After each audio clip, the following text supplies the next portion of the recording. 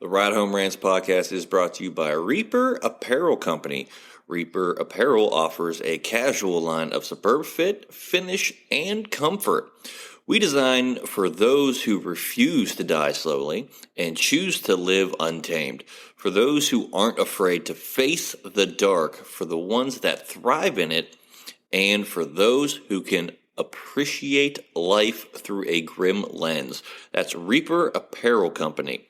Go to the link in the description of this episode, use the promo code Mike Bono, and get 10% off. Also, the Ride Home Rants podcast is brought to you by my own personal merch store, the Stupid Should Hurt merch store.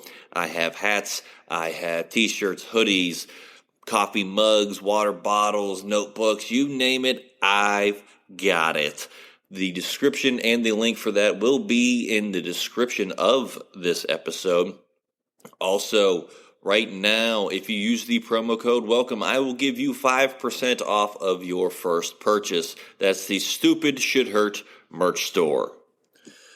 Also, the Ride Home Rants podcast is brought to you by Tactical Brotherhood, all American-made apparel, which helps support the Second Amendment. You can also find all this in the description of this episode with the link, Tactical Brotherhood.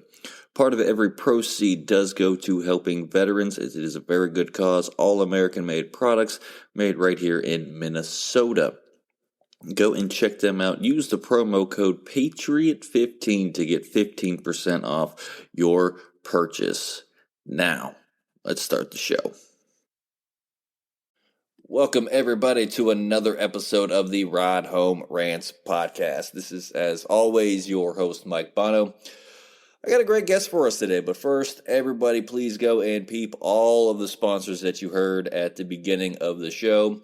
Tactical Brotherhood, Reaper Apparel, my own personal merch store, the Stupid Should Hurt merch store, and we did just get a new sponsor that did not make that pre-recording, and that is Dubby Energy.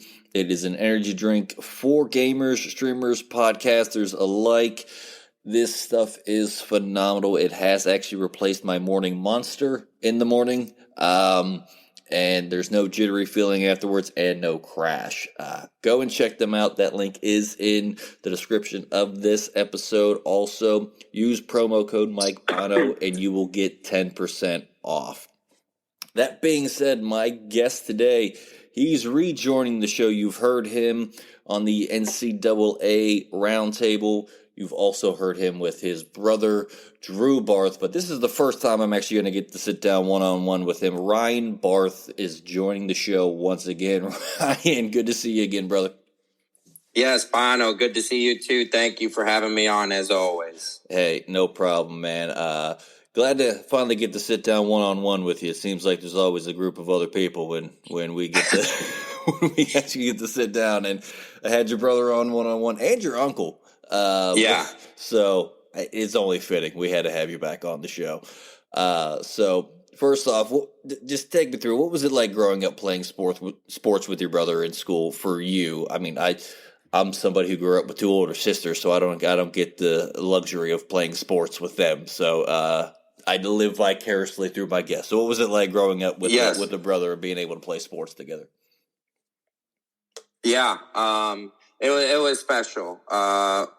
There's some times where we wouldn't always see eye to eye on a field, but that was competitive nature coming out of both of us. Him and I were always very, very, very competitive growing up, playing one-on-one in the driveway, and that definitely translated to the playing field.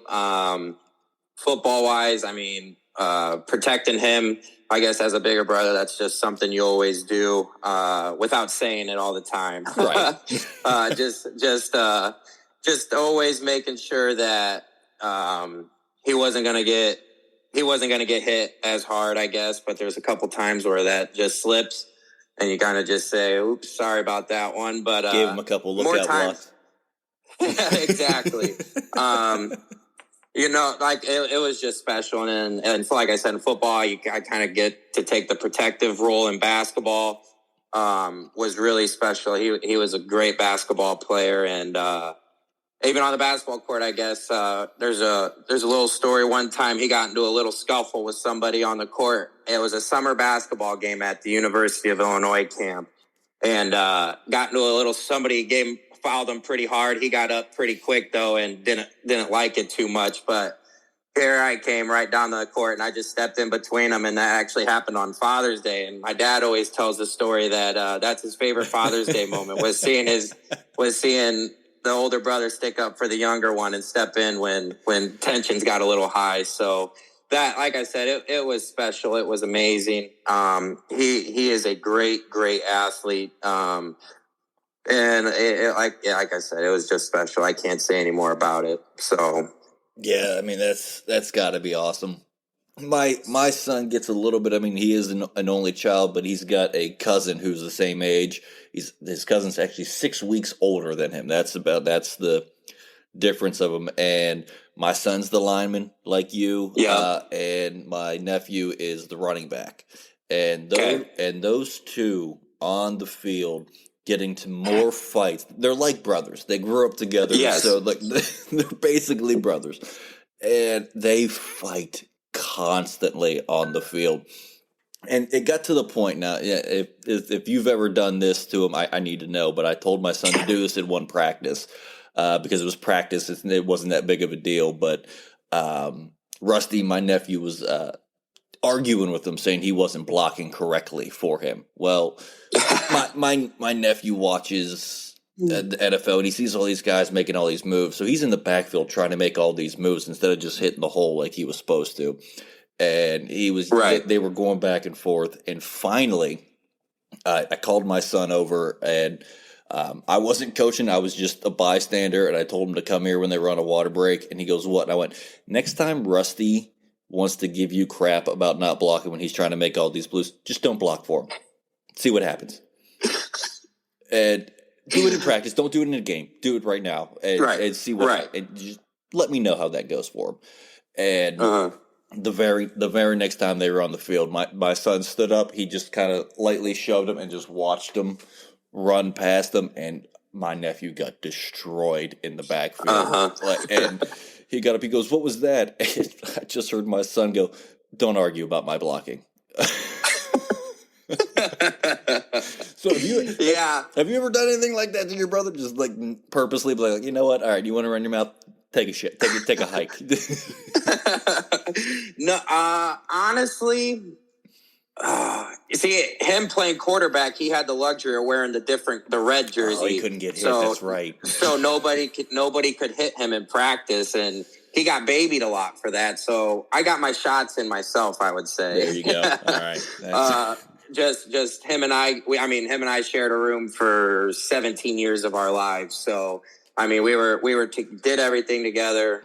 So when we got on each other's nerves, I mean, I didn't really need anybody else to get after him. I could take care of that myself. And even in practice, if it happened in practice and something like that happened, I would even then just tell him, like, "Hey, you know what it is." And he had his moments where he was able to tell me to shut the F up in the middle of a huddle because the quarterback's the only one that's talking in a huddle. So he had his one moment. He had his one moment to do that, and I got nothing but respect for the game and for him. So I didn't attest to him in front of everybody else, but afterwards he heard about him. Like, "Hey, no, not like that. You don't need to tell me that no more," especially like that. But it was awesome. I got stories forever. see, but you were his center, correct? You played center? Yes, in high school I was his center. But, okay, so the center, that's the quarterback of the line. You should be allowed to say something in the huddle, you know what I mean? This story came from college, so I was a left tackle at that point. So, and then when he's playing center, like he said in one of the previous shows, he can come up and he's got full control when he's up under center. Oh, yeah. If you can pick up what I'm putting there. So I didn't want to argue with him too much because then he's going to try something or something like that. But no, it was all good fun, and can't do nothing but laugh about it now because of just the stories that we have and the memories and the moments we shared together. All just great. So see, I have off of that just reminded me of a story from my playing days in high school. Now, I was always a scout team quarterback because nobody ever wanted to play that role. because we weren't protected. We didn't have the red Nope. jersey. We were taking shots. I didn't care. Yep. I was a backup, so I was trying to earn a spot any way I could. Well, Right. we were in front seven, and my best friend was playing center, and we still laugh about this story to this day. Like you said, the quarterback's in full control of the line when you go under center. Well, my coach goes, "Hey, Bono, if you see the linebackers that are playing back, just goose Pete, and then he'll know to snap the ball." And he goes, "Yeah, just do it." Well, he didn't know what goosing meant. and he thought I was just gonna say goose, and he was gonna snap the ball. So we get up to the line, and as fate has it, the linebackers were playing off. So I goosed them, and he stood straight up, turned around, and goes, "What the hell was that?" And we got into an argument. Oh God. And I was like, you just said okay to that. He was like, "I did not know that's what that was. I'm not." Poor kid. Poor kid. So it's still fun. I mean, we laugh about it to this day. Anytime anytime I say the word goose or anything associated with that, he kind of flinches a little bit. So it's make that his nickname. I didn't think of that. Now that I might have to bring that out and start doing that. What's up, Goose? Yeah, absolutely. You're gonna see him flinch real quick. Absolutely. So you ended up going to Eureka to play for your uncle. So why did you choose Eureka, and what did you major in? Yeah. Well, part of that, Coach Barth took the job, I'd say, when I was in 7th grade is when he got 6th or 7th grade is when he got hired here at the college. And I just, 7th, 8th, all the way up until I went here, I was on the sidelines for the games. I was a ball boy for him, able to do the chain gang. I was just always around the college and being able to just go into his office and see him, talk to him. Drew and I went to a chiropractor when we were in high school, and our route would take us through Eureka to get there. And so we'd be on our way back, but we didn't want to go to school right away. We'd just go pop in and see him, be able to sit in his office and just talk, see how he's doing. We'd get the inside of what's going on in the program.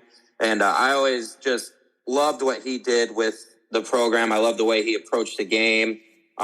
He loved it's evident that he loves the game. He's a man of faith. He loves his family, everything that he entails.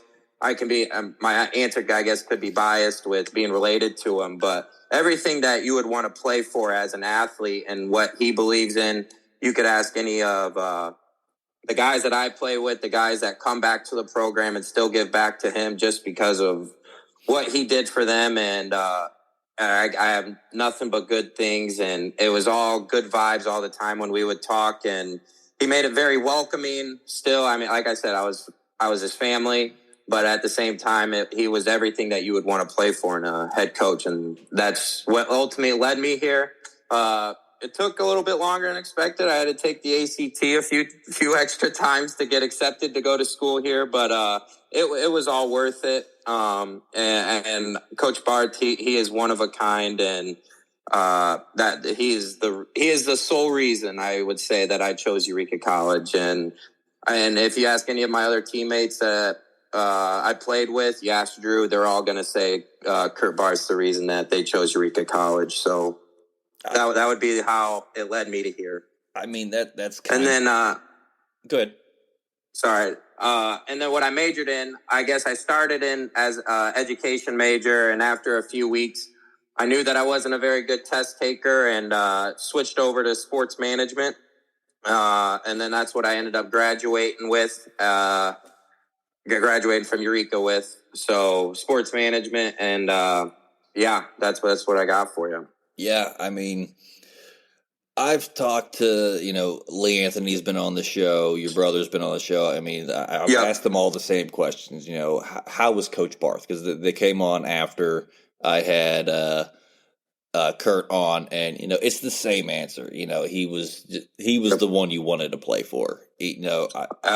I've had coaches like that in the past where it's like you just want to run through a brick wall for them. They're that type of coach, and they make you want to be a better player. But I've always said, even when I was playing, you know what, I'd probably make a better coach than I would a player. And I've been kicking around the idea of getting into coaching. My son's going into high school ball next year, and it's a big step for him. He's nervous about it because we're in that stage where he doesn't want to play, then he wants to play. He doesn't want to play, then he wants to play. Did you have any of that with growing up playing football, getting into the high school years, or was it always I want to play ball? Yeah, definitely. It's just the uncertainty at a younger age, I think. The idea of playing is always fun. You love being out there, but then it's the work that you got to put into it. And then you start to see that other kids are starting to mature and get bigger, faster, and stronger. Like, you start to look back and you think, well, can I really compete with those kids? And how am I going to get to a level like that? And I think just continuing to work at it, continuing to get better, then it's all going to click. And I definitely went through stages like that where I didn't think I wanted to play, didn't think I wanted to play. And then my sophomore year of high school, even, I was playing all three sports, football, basketball, baseball. And I didn't want to go out for basketball because Drew, my younger brother, he was a heck of a basketball player. He was going to be playing varsity where I'm still a sophomore, and I'm going to be sitting back watching him while I'm on the JV team. It definitely gets a little bit. It's a harder pill to swallow at times, I will say, but it's good growing pains too, because you're still learning, you're still progressing at different rates than kids that are around you. But just sticking it out, knowing that the light at the end of the tunnel is definitely worth the chase, I will say. Yeah, I'm really hoping that my son doesn't get any bigger. I mean, he's by the time this airs, he'll be 14. He's 5'11", 250 pounds. Like he's a big boy. And it's like, you know what? Sure. You look like a full grown man already. We don't need to get any bigger. That's the dad coming out of me. The coach is like, yeah, keep getting bigger and stronger. But the dad in me, because he still likes to wrestle around with me. But now we're in the same weight class, so now I have to try. Yep, absolutely, absolutely. But I'll say that at 5'11", 250, he's gonna make a heck of a lineman. And then I would honestly, just for his own good, just staying in sports and that keeping him active, and that's all going to even out when it's all said and done. And that's awesome to hear. And even that you got to try a little bit when you're wrestling with him now, that's even better. It's kind of my workout. That's where I'm at with my workouts, because even my wife noticed it the other day. Me and him were in the backyard. We had just finished putting up a gazebo for my wife, and we were just started messing around, and we started wrestling, and my wife was out there, and then he went inside to get a drink. She goes, were you actually trying to? I was like, yeah, he's getting stronger. Like, he's just... Could you tell by the sweat dripping down my face, or what was it that gave it away? I'm pouring sweat. I'm huffing and puffing. Like, yeah, he's getting stronger. I'm getting older. He's getting stronger. That's what's happening. That's absolutely. That is awesome. So, I got to ask you this too. We talked a little bit about, you playing for your uncle and playing with your brother. What was it like playing with Lee Anthony? Take me through a little bit of how he was as a teammate. Well, I will start off by saying he is hands down the best football player that I've ever played with, seen with my own eyes, and played against because of that game we played in high school. He is hands down the best football player I have ever seen with my two eyes.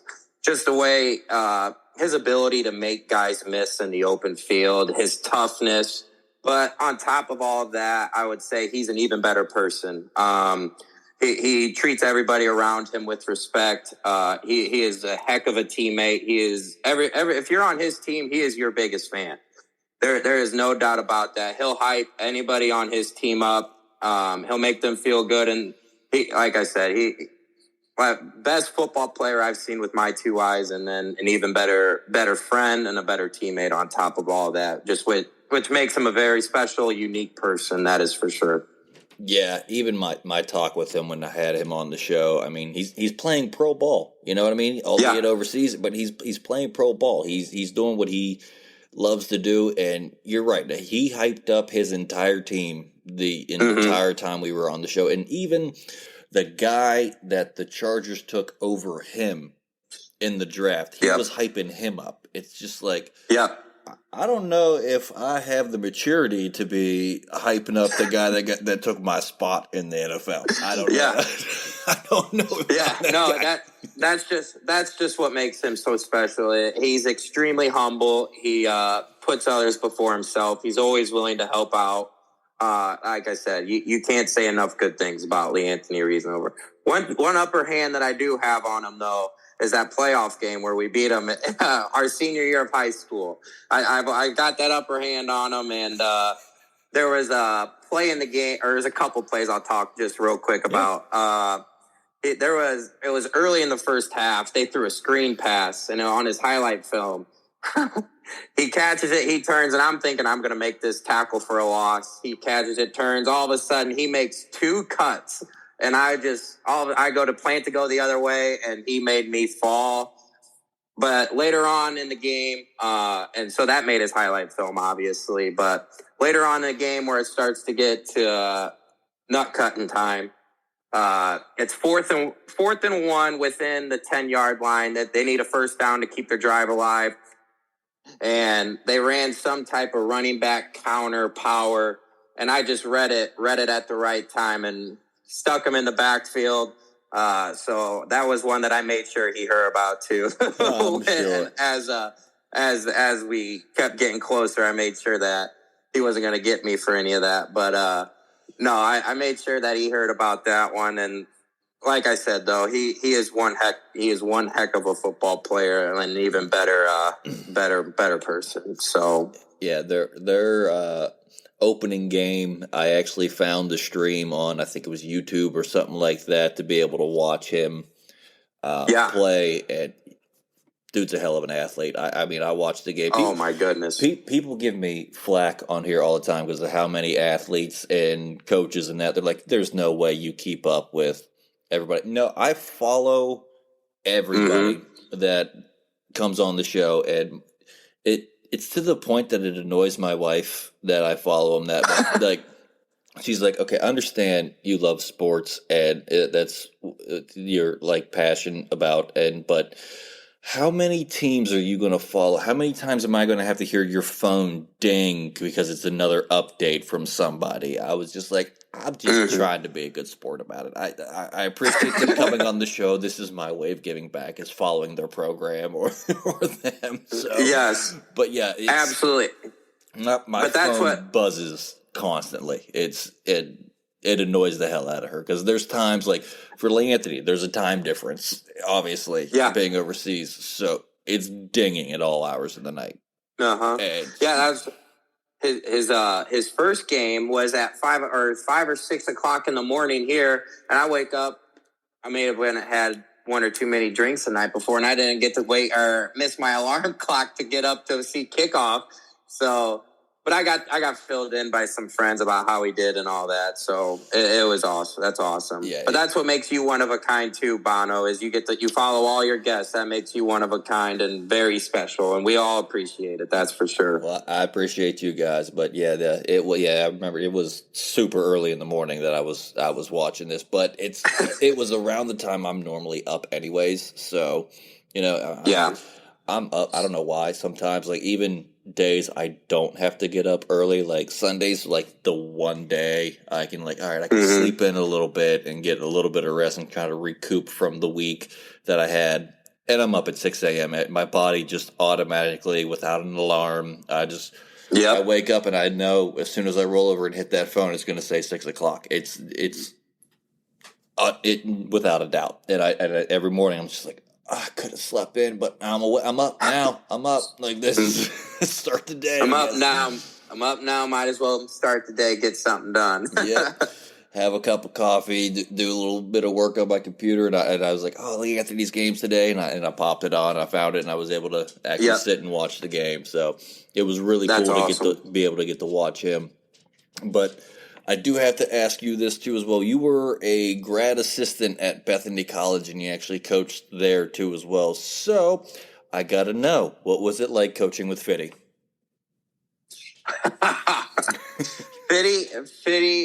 Fitty is one of a kind as well. I will say that he is on 100 all the time. He is keeping everybody's juice up.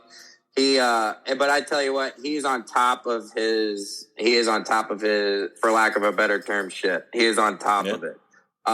He is always prepared. He makes his presence known at practice, and you better be bringing it at practice, because if he's even playing like a makeshift corner and you're playing receiver, he's going to pop you. As a coach, he is going to pop you and make sure he knows, or you know, that he is there. But he is also one of those guys. He's a better person than he is on top of it all, which makes it great. And I got nothing but love for Fitty. It was great coaching with him. I loved every second of it. Yeah, to say Fitty goes at 100 all the time. I mean, that's a slow day for him at a 100. Like it's sure, yeah, that's right. You're right about that. That's an off day. I love Fitty to death. I mean, we went to college together, and you know, he helps me out with the show here. And yeah, I wish I had a third of his energy sometimes, because that dude just goes and goes and goes. But you also got to coach with some other guests of the show, Coach Garvey and Coach Upton. I mean, I know they're not on the level of Fitty with the energy, but you know, what was it like with being able to coach with both of those guys? Oh, those guys are awesome. I have nothing but respect for both of them. I would say they have two different styles of coaching, where Coach Upton's a little bit more laid back. There's no doubt about that. He knows the game. He knows how to connect with the kids. He knows how to bring the best out of them. And then on the flip side of that, Coach Garvey, he's a little bit more intense. He's gonna tell you how it is a little bit more.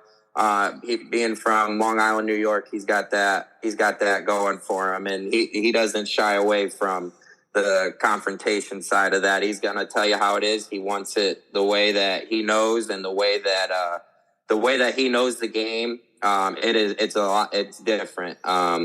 He can talk it inside and out, and he just has a brilliant mind for the game of football. But they're definitely two different styles, but they're two great human beings on top of it. So I was very extremely grateful to be able to learn from the both of them, and I hope nothing but the best for the both of them. That's for sure. Yeah, Fitty just he let me know a couple days ago that Coach Garvey actually is the new AD at my old high school, at Brook High School in West Virginia. I was super pumped about that, because that program, I mean, it needs some work, and I think he's the right man for the job. And absolutely, I also made the joke to Fitty. I was like, well, you tell him if he ever needs a football or a swim coach, I'm his guy. Let's go. Well, you've got the in. You've got the in. Fitty's Coach Garvey's guy. If Coach Garvey ever needed anything from the admission side while we were all at Bethany, Fitty was definitely the go-to guy. If he didn't have the answer on the spot, he was gonna go find it. So nothing. So happy for Coach Garvey and that job that he just took at Brook County. That's awesome news for him, and they definitely got a great guy in Coach Garvey. So very excited for him and his family too. I really can't wait to see what he can do with that program. My nephews play there, so awesome. Yeah, both of them should be there next year. Getting old, I'm forgetting how old they are. I believe my oldest nephew is a senior next year, so he'll get to actually go in. I'm not sure if my younger nephew's going to play or not, but it's again the back and forth that we were talking about earlier. Absolutely. But I'm kind of anxious to see how he'll do on the administration side and be able to just sit back and watch the football rather than coaching it. And he's going to be sitting up in the stands, pick X's and O's, talking X's and O's. I know that. I just anxious to see how he would handle that. I was going to say, he's not going to. At least that first year is going to be a little bit more. He's going to still be doing the X's and O's. Right. So. If not, I'm going to be hitting him up, asking him for some input in the run game here at Eureka. Absolutely. I want to switch gears a little bit because it's something that I like to do. But you're an avid golfer, right? You like to get out onto the links a little bit. So, how's your golf game? It was a little shaky. I went out for the first time this spring and actually played 9 holes. It was a little shaky to start. Drew might be able to get me right now, but come here in a couple weeks after I keep getting back in the swing of it, he's going to be in for it. I might take a little bit of money from him. I don't know yet. Do you guys get to golf a lot with both of your schedules? Not a lot, so that's why we make it worth a little bit more when we're able to play against each other. Yeah, I know. I had a buddy in high school and even through college. Every time we would get a chance to golf, it was either we were playing for money or it's like, all right, loser buys lunch or dinner, whatever time we get done playing 18. that we're gonna make this interesting. We're gonna try. But I always him and I are the same way. I don't know what it is about me, but I always notice like that first 2 holes are always rough for me. But I've noticed that it's once I get like a beer or 2 in me, like it's all right. Now the ball's going straighter. This is what I don't know why, but it happens. Mine's 2. Mine's 2 beers in, and it seems to relax me a little bit more. I guess I'm just tense those first couple of holes. It must be. I mean, I had a buddy in college, and I got to tell you, I golfed with him twice, and after that second time, I never golfed with him again because he was of the mindset he wanted to go out to drink on the course, and he was like, all right, we're going to play a beer a hole. I was like, at first I was like, okay, a beer a hole, like loser buys a beer. He goes, no, you have to finish your beer before you finish the hole. I was like, that's a lot. Like that's dangerous. That's a dangerous game he's playing there. That's a dangerous game, buddy. I'm all for having a couple beers and relaxing and playing some golf, but you're taking it to it. We still got to drive home after this, my man. Right. So he was planning on going up to the clubhouse after that. oh, he did, and it was like, my man, I'm gonna sit with you for a minute because I'm not driving home right now. I'm gonna have a burger or something here in the clubhouse and try to soak there you up go. a little bit there to you get go. home. But it was after that, I was like, you know what? I love you to death, man. I'm not golfing with you anymore. If you're playing this, I can't do this. That's awesome. I got some friends just like that. I don't get to go out and golf as much as I would like to. My schedule is hectic. I mean, between juggling day job, this show, my comedy career, merch store, dealing with all of the sponsors and everything like that. I mean, people are always like, so do you take a day off? I'm just like, I think like Christmas Eve and Christmas Day are like the 2 days I get to take off. And, it is what it is. It's a lot of fun though. Staying busy. Yeah. Keeps me out of trouble. We'll say that. You and I are on the same page, Bono. I have a couple different jobs myself, and I'd rather stay busy than just sit at home on my hands trying to find something to do. And I guess it helps you kind of save money in a way. I guess if you stay more busy than you don't. So absolutely. So what are you doing for work now?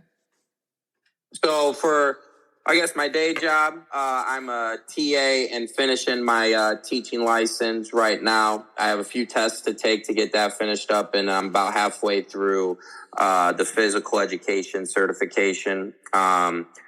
And then I coach high school basketball during the winter time. I coach football here at Eureka College in the fall. And then we just got finished up this past Sunday with our spring season. And then on top of that, over the summertime, obviously not in school, do something for money. I work a landscaping job, and I honestly love being outside and working with my hands, and I do love that job. And then when I do find some more free time, I work at a wedding event center as a bartender. Just different weekends, different shifts to pick up, whether it be through cocktail hour or whether I'm staying at a reception all night. It's called the Cannery. Just host weddings and different events there that I get to work, and great people to work for. And I guess I get to do all the things that I love to do, in coaching, teaching, and just different jobs that I think I would have loved if I wasn't lucky enough to be in the position I'm in now. So just some different things I do to make some money and make things work, and it's all things that I love, and I can't complain about any of it. Yeah, so I've always said, though, I mean, as much as I work and am doing something, I've always said, if you do what you love, then you never work a day in your life. And absolutely, that's where I'm at. And, I've had even other people hit me up to be on their shows and stuff like that. And at first, when I first started this show, and people were starting to ask me, well, why don't you come on my show, and stuff like that, and it annoyed my wife a little bit, just because it always never failed. It seemed to fall when we both had like a day off together. Yeah. What I mean? Yeah. It's like, hey, I know this is our day, but I gotta go for like an hour and be on this show. But now she looks forward to when she's home, and either I have to record a show, or I'm going on a show. I was just on a big fan of the shows, big friend of the show, David Keck, his show, Surviving Abuse, that hasn't aired yet. I don't think it'll air by the time this show comes out, but I had the opportunity to be on that show, and it was a lot of fun to do. Just awesome. Sit and to talk to somebody else and not have to run the show. You know what I mean? It was a nice change of pace to actually sit and be on the show. And I was on Tony Bogan's show. He's been on a lot. Tapped in with Tony. He just started his show. Was nice enough to ask me to be on. So it was a lot of fun going on those shows. But yeah, like I said, I never thought I would love podcasting as much as I do. And people hear the finished product, but they don't see the editing, the recording days, and getting everything to work and all that. So it can be like another full-time job. You know what I mean? Yeah. But it's something I love to do, and I love to actually get to meet new people and see what they do, and to be able to help them is what we've really turned the show into, and I'm really glad we were able to do that. Yeah, I absolutely, Bono. And let me tell you, I'm a huge fan of your show, a huge fan of you. What you do on your show, it's absolutely amazing. And to hear you bring all that out, that's absolutely amazing as well. So thank you for sharing that. That was absolutely amazing. Yeah, I mean, I don't know if it was because I just recorded with David or what, but we had a nice talk before we started recording and after, and he's just a great guy, and it really like opened my eyes, because we started podcasting about the same time too, and we kind of have really been following each other's shows, and it was weird when he reached out to me, because like I didn't. I knew him from his show, but I didn't know him, and it's starting to grow into like a beautiful friendship. He lives in Tennessee, and he was like, "Hey, if you and your wife are ever in this area, you guys have a place to stay. You can That's awesome. Hit me up, and my home is always open." I was like, "Wow." In this day and age, you don't see a lot of genuine people like that anymore, and it's refreshing to see. So it's absolutely.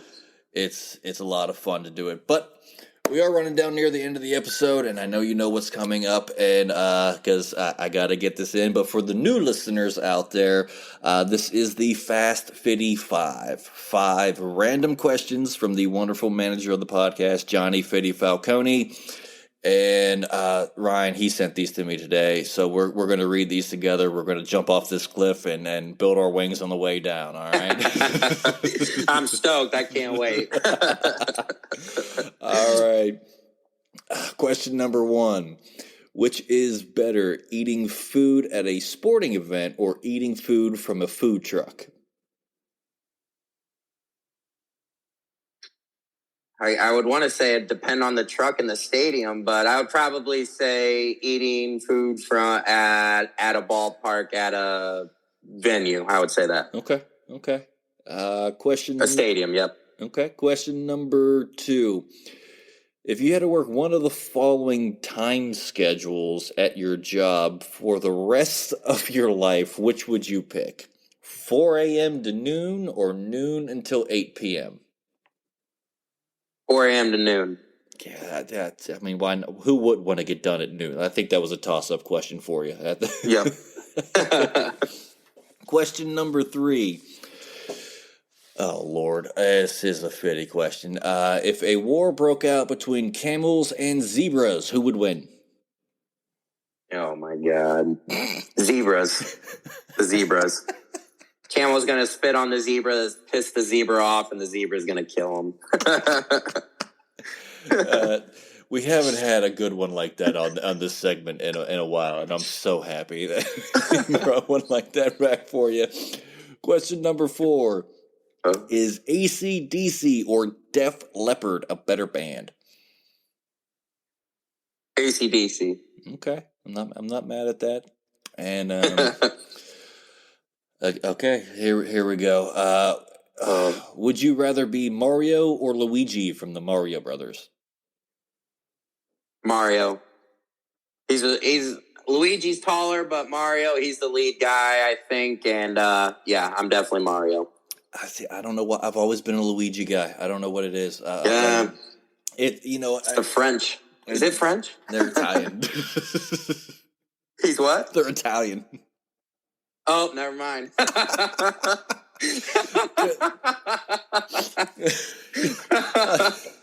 Oh, that's hilarious. I'll tell you this why. I lean that way. A little quick story. I had a buddy of mine from college, a fraternity brother. His name's Joey Albus. He's a singer and all that now. He's really starting to get in his music career. He's been on the show, but me and him are the spitting images of Mario and Luigi. He's short and stocky. I'm tall and skinny. And everybody, every Halloween was like, you guys have to go as Mario and Luigi for Halloween. And we never did it. I don't know why, but we just, and it's funny because I was like, yeah, I mean, either we have to do this and do it legit and be Mario and Luigi, or we have to switch it just because it would be funny, him be Luigi and me be Mario. You know what I mean? But I've always leaned towards Luigi. Every time I play it, like even my son's like, "Why do you always pick Luigi?" I was like, "I don't know." To be honest with you, I just yeah. He seems like he's the underdog type because he doesn't get the attention that Mario gets. I don't know. I don't know, but. Anyways, like I said, we're running down near the end of the episode. As you know, Ryan, I give every guest this opportunity at the end of the show. Anything you want to get out there, promote, whether it's for Eureka, your coaching, or just a good message or anything like that, the floor is yours, my man. Yeah. Just really something to plug or for the younger kids. As like I said, I work as a TA with 6th through 8th graders. And my favorite thing to do is just to ask them what they want to be when they grow up and hearing some of their answers and then hearing, okay, well, what's your plan to get to whatever you want to do? And being a 6th through 8th grader, 11 through 14-year-old kid, they always have some funny, different answers. But just continue to follow those dreams that you want to go chase and don't slow down. Continue to persevere through any hardships. It's only going to help you grow. So that's what I got. Continue to follow your dreams and don't ever stop till you get there, Bono. Hey, I love it when there's a good message at the end of the show and when guests do that. I mean, I'm always happy to help them promote, but when they have a good message like that, and that's, it's something that I live by every day. I've been chasing this comedy dream for coming up on 11 years now, and everyone's like, well, when are you going to give up on that? I was like, when I make it. That's that's when I don't plan on it. So, Right. thank you, Ryan, for coming on. This was a lot of fun, buddy, and I'm glad to have you on one-on-one and being able to talk to you without your brother stealing the limelight from you every now and then. So, as always, everybody, if you enjoy the show, be a friend, tell a friend. If you didn't, tell them anyways. They might like it just because you didn't. Also, one last thing, everyone, please go and check out all of the sponsors that you heard at the beginning of the episode. Tactical Brotherhood help supports veterans. Patriot 15 will get you 15% off your order. Reaper Apparel and W Energy both use the promo code Mike Bono and you will get 10% off. And as always, please go and check out my own personal merch store, the Stupid Shit Hurt merch store. Use the promo code Welcome Back and you will get 10% off as well. Thanks everyone for listening. That's going to do it for me, and I will see y'all next week. The Ride Home Rants podcast is brought to you by W Energy. Energy drinks made for gamers, streamers, and podcasters alike. For gamers, streamers, and podcasters alike. Go to the link in the description where you can find the best energy drinks out there. Less caffeine than a cup of coffee. Also, no jitters and no crash afterwards. Use the promo code Mike Bono and get yourself 10% off. Also, the Ride Home Rants podcast is brought to you by my favorite sponsor of the show, and that is Shankit Golf. Golf apparel made for the everyday golfer. We might not go out and shoot a 6 under par. We're probably going to shoot a 6 over par, but this is going to give us the gear that's going to help us rock it on and off of the course. Go to the link in the bio, use the promo code Mike Bono, and get yourself 10% off there as well.